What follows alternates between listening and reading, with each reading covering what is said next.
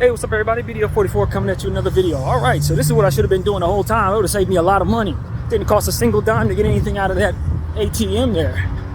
I was able to get everything I needed, even though it took 2 transactions to do so. It didn't matter because at the end of the day, it didn't charge. So this little 10-minute, 15-minute walk, definitely worth it, man. Definitely worth it. If you have a account with Navy Federal, it seems to me that a good portion of 7-Elevens will do that for you, free of charge. That's your local ATM, rather than going to the ATMs that I've been going to and having hell to pay for it. So I got everything I needed to pay for this week's hotel and save the money on the surcharge to give myself a little extra dollars. Now the problem is, how do I get the money I need for my laundry? The issue is, I am $1 short of what I need. Literally $1 short. So I don't know how I'm gonna do that. Maybe I'll ask them to surcharge me $1 so I can have enough to do my laundry. Literally, because that's exactly what's going on right now. I need $4 to do laundry, and I got 3, literally, that to give to that circumstance. So, although I have it in the bank, I'm not sure how to get it out without having to buy something. Because if you go to one of these places and you say, okay, I want to get money out, they're not going to allow you to do that at the machine. You can only get out increments of 20. They're like, okay, that's a problem. But now it's like, all right, I got a couple dollars in the bank account that I can use to do my laundry, but I have to turn it into cash somehow. So it's a situation where I need $1 single to complete my laundry. $1 single. That's it, like literally it. So I got enough to get quarters, but not enough to do the laundry in full. So that's just exactly what's going on here. I don't have enough to do my laundry by $1 single. So yeah, maybe I'll ask them to just let me surcharge me $1 here so I can literally have enough to do my laundry. So it's absolutely embarrassing, but that's exactly what I probably need to do my laundry. So yeah, man, this is it's a good day, man. I've been stressing over this particular thing for the last several days. Honestly, is how was I going to have just enough? Because I had what looked like enough, but if I was going to use the ATM there, it would have took me under what I needed, literally. Like, I had saved myself just enough, but not in a sense that I was saving enough for the $4 or $5 worth of ATM charges. So it's like, all right, well, how do I do this? So I sold a couple shares of AMC, or more than a couple, unfortunately. Had to sell what I needed to sell, but I can put it right back in there. But I had taken all of my money that I had in my Cash App, which is like $11, sent that to myself, which got me right where I needed to be. And then I was like, all right, well, do they have any local ATMs that won't charge me anything? Boom, there was one. So I was like, all right, that put me really where I needed to be. So that's exactly what's going on. We talk about having just enough. Just enough. But with everything that I was telling you guys in the last video, and it's funny, I can get in a little more into that. It might be a little TMI, but I'll tell you the truth. So the night before last, I had eaten too much. And in the process of eating too much, one of the things that I had a lot of was my potato salad. Now, my potato salad, I told you I had been digesting properly, but they do put egg in it. So it's hit or miss, just like everything else I've been eating. As a lactose intolerant person, you can't have eggs. You can't have milk. You can't have any type of creams, any of that. So for me, I had whatever this batch of potato salad was, this particular one, didn't go well with my stomach. The other ones had, this one didn't. That's just how it goes, hit or miss for me. So I'm like, all right, I got a bad day yesterday with that. But because I was having a bad day with that, I found myself able to have my phone in my hand. You can put the math together, I ain't gotta tell you too much. I had my phone in my hand exactly when I needed it to. Now, if I would not have had that problem, well, all the different things that I was planning on doing would have made it so that my phone was not in my hand at that exact moment. But because my phone was in my hand at the right time, I was able to get the phone call that I needed for GR. So that's really how that went, man. And the funny thing about it was, the key to all of this was, while I was in that space, something came to me like a energy or a thought that this, although it doesn't feel good because I'm sitting here sick, is a part of God's plan, and that this is exactly the way God wants it to go. Like, yeah, it feels as if you're suffering a little bit, but what you got to understand is that God is in this moment telling you that you are exactly where he wants you to be. And because you're exactly where he wants you to be, things are about to work out in a way that you don't see coming. 2 minutes later, the phone call came. So that was like something that that kind of just basically told me that though I'm in this space, all of the stuff that led up to it put me in a position to be where God wanted me to be, doing the things that God wanted me to do. And so it's like, sometimes that's how it works. It's like, yeah, things may not be working in your favor, or yeah, this situation looks like it's meant for your worsening, and maybe everything that you did leading up to that may have been a mistake, right? Eating too much, eating that particular thing on top of eating too much, it was a mistake, but that mistake wasn't actually a mistake at all, because the Lord wanted you to be in exactly where you were at the exact time you were, so that you can get exactly what it is that he meant for you to have. And if you wouldn't have done all those things the way that you did them, you would not have been in that position to get what it is that you need. So that's ultimately what came to me before that phone call even came. And it was like an overwhelming feeling of peace, like happiness that came to me before that phone call came. It was like, yo, just keep your phone in your hand. And it was one of those situations where I could have been, in a space where I'm like, all right, we're done here. Let me get in the shower. Because that's exactly what was going to happen next. I was going to get up and get in the shower. Now, if I would have gotten in the shower 2 minutes earlier, wouldn't have got the phone call. Needed that phone call. No guarantee they call again. Need this GR right now. That kind of thing. So it was like, or if I would have put it off, say, nah, I'm not gonna do anything about this. I'm not gonna force myself into being in the space I was in. But we just gonna ride it out, maybe take a nap and then get up later. If I would have taken that nap, wouldn't have got the phone call. If I'd have been somewhere else, obviously I would have needed to be where I was at, but if I would have been somewhere else, maybe I would have left the house that day, wouldn't have got the phone call. Even more so, I want to tell y'all as well, this aligns with the same thing. So my natural mind was telling me to go down to Wells Fargo 2 days ago to assure that I had the funds. We're in front of the hotel, but I want to tell the story. To assure that I had the funds necessary so that I could get this done. My mind was telling me, you probably want to go to Wells Fargo right now, because if you go to Wells Fargo right now, Wells Fargo gives you $50 bills, and you can take care of this, and that way you don't have to wait until the last minute to try to get it done, because it's likely if you're going to go to Wells Fargo to assure that you have the money you needed, because it was a situation where if I'd have did it in 20 increments, I'd have been like $10, $11 short at that time, right? Because this is before I was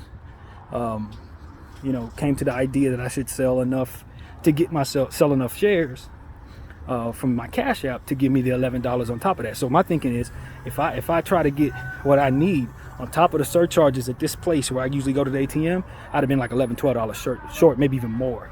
So it's like I gotta go to an ATM that's not this one. So I can't wait till today to do it. See, that was what my mind was telling me. It's like, that makes sense. Let's go down to Wells Fargo. Wells Fargo's down there past the train station, right? So it's like, that's going to be an hour walk, an hour back. I don't want to waste money on the bus and none of that. So let me just go ahead and do that. But my mind was telling me to do that, but it was like, no. I meditated on it. The Lord said, no, we're not doing that right now. That's not what we're doing. I'm like, but Lord, this don't make no sense. I got to be able to get the right. It's like, no, just follow me. You meditate on what the Lord wants you to do for your entire day, various moments in the day. That's the type of thing God will do for you. And your natural mind will tell you to adhere to everything that the world is telling you, because that's what exactly the plan is. You need to get the money now. That's what makes sense, because you only have this amount, etc. But no, there were other variables in play that the Lord was going to work out. And because I was connected to him in prayer, he was able to help me fathom just the understanding that even though I can't see how it's going to line up, he was going to make it so that I was obedient. My obedience would be rewarded with certain things falling into place. So what ended up coming after that? I ended up waiting. And in waiting, I came to the conclusion that I had a little more money than I thought I did with the Cash App. And then from there, he gave me the understanding that there was another variable I wasn't looking into that would save me some money. Because if I go to Wells Fargo, it's going to cost about $3, $4 surcharge, just like this place. It's just that the $50 bills will allow me a little more money a little more of a zero in on what it is I can receive, so that it can be a little closer to what the price would actually be. So I don't even have to tell them, hey, let me pay you guys on Monday $5, as opposed to the $15-$20 that it would have been if I would have did it my initial thought and way.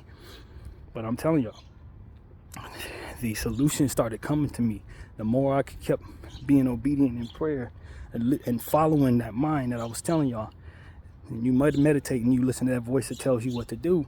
I started realizing there were solutions that I hadn't considered, that I could look on my app for this bank and find where the ATMs that they have connected to the bank, so that I wouldn't have to pay any money to get the transaction out.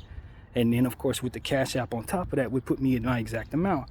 So it's like, these are different things. It's like, yo, if I wouldn't have been just obedient to that voice that I had already told God to come into my heart and let me know exactly what he wanted me to do so that I could have exactly what I needed. If I wouldn't have been exactly where I needed to be in all of those different spaces, I would have been short. I'd have been short. I am not short. For all of those different things that I did the right way, though my mind was telling me to do them every different way, because I meditated and followed the voice that came with that meditation, I am not short. I get to walk in there and give them exactly what it is they need without asking them to surcharge me anything, saying maybe $1 to do my laundry, for which may not even be necessary even in and of itself. So if I take some of this change and find me somewhere to take some of this loose change that I got and turn it into quarters, I can make that happen even without that. So these are the things that I'm telling you guys. Like, you meditate, you pray, and then you follow that voice that's in you after doing so. And as you do that, you're going to find solutions for stuff that don't even actually come into your mind. You won't even know that those solutions are present, but it's going to be that obedience that will give you the time to figure out what those solutions are, or even point you toward the direction of where the solutions are, or just align you into the right timing so that those solutions can be in place. And that's exactly what happened here in so many different ways. So that's what it is. I want to document that. The Lord made me so very precisely on point, despite my mind and everything I was looking at and the calculations telling me that otherwise I would do things that would make it so that I was a little slightly short of what it is I need to pay. But I got what I need. I'm gonna go in there, getting their money, and do that same thing in regards to everything else that I got going on. You know, follow that same meditation in regards to everything I got going on, because at the end of the day, it's the Lord trying to discipline me to follow that voice. It's not following that voice that got me in this situation in the first place. It's not trusting God fully that got me in this situation in the first place. You know, I tell you where I didn't trust God. Throughout all this stuff, the one thing that I didn't trust God on was that he would not allow for me to not benefit from the squeeze. I felt I could not sell the shares because my lack of trust was applied to, if I sell my shares, the squeeze will go up without me. If I sell my shares, then I won't be able to replace them. I won't be able to buy them back. If I sell my shares, then I'm going against the movement and ultimately betraying us as apes. My faith has since evolved since watching so many people in Gaza going through what they're going through and still trusting God. It's helped me understand where I wasn't trusting God, and that specific places where I wasn't trusting God, I couldn't let go of my shares, even to the benefit of myself. And while I had aligned with the idea that it wasn't out of fear that I was doing that, I've come to understand that that was just simply my lack of faith that the Lord would otherwise make it so that even if I'm on the outside of that squeeze for a little while, having held and sacrificed this long for it, that he wouldn't make it so that either I didn't benefit from it, or whatever I perceive in my mind from not benefiting from it, if for some reason it did take place, wouldn't necessarily be the horror that I ultimately see in my mind's eye. Because in my mind, I'm saying, I have sacrificed so much for this movement. I want to benefit from it. I deserve to benefit from it. But if you trust God, you know he will make it so that you're aligned with the timing that you will benefit from it. Or that if it ain't going to happen, you won't be stuck there holding on for nothing. That's where my faith was not applied. So when it came down to me needing to sell shares deliberately to ensure that I get what I needed, I was afraid to. Or rather didn't trust God enough to let him show me that it was okay to. So that's what I've come to understand. You got to look for just like I said about having bridges that the enemy can walk over to get to you. These different bridges that maybe we don't even know are there based on cultures that have been in place that are surrounding us with people who are agreeable to those cultures, so we don't even know that we're doing evil. This is one of those situations where it's like, yo, if you dig a little deeper into your meditation, the Lord will show you where a bridge is that the enemies continue to cross over and get to you. And the more you meditate, the more you see God work in others and in various different things that he's going to show you. He will show you where them secret bridges are. He'll show you where them overlooked bridges are. He'll show you where the enemy's still trying to get to you. And the more you continue to discipline yourself toward him, the more you will understand exactly how to burn those bridges so that the enemy don't have no bridges toward you at all. No temptation to sin, no temptation to not believing in God, no secret applications of not believing in God that you can't see based on just everything that everybody else is doing that you just don't even know to even look at. He will help you look at those things by way of your meditative spaces in consistency. Consistency. But you gotta keep coming at it. You can't just meditate once and think you got it together. You gotta meditate all day. You gotta pray to God all day. And then you will realize the enemy will attack you for doing so. And then you will realize you're stronger against those enemies' attacks to balance that out. So it's to where someone who doesn't meditate getting attacked as hard as you do for meditating all the time, they wouldn't handle it well. But because you meditate as well as you do, you are strong enough to be able to withstand what otherwise they cannot, and wise enough to align with the timing that the Lord wants for your heart and for your life.